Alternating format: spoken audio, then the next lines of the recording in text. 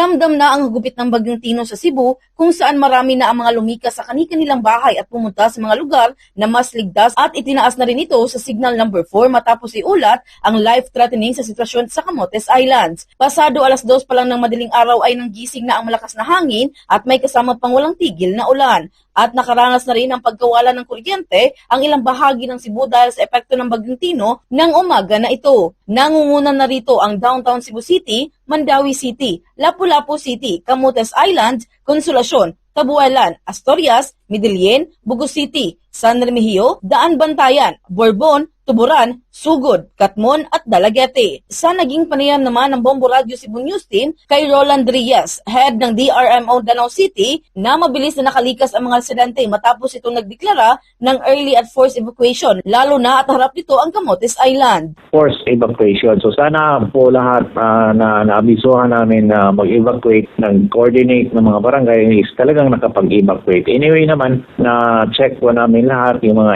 areas na dapat ma-evacuate. Naroon naman sila sa evacuation center. So hopefully, lahat po sana ng mga constituents namin Mindanao is ngayon at this time is safe pa rin po. Sa kabilang banda naman, base sa ulat galing sa isang barangay tanod mula sa Panglao, Bohol, na iulat na ang unang nasawi sa probinsya dahil sa Bagyong Tino. Mula rito sa lungsod Luigan ng Cebu, Bombo John Akanyati, this is Bombo Radio Philippines, the #1 and most trusted source of news and information, Basta Radio, Bombo!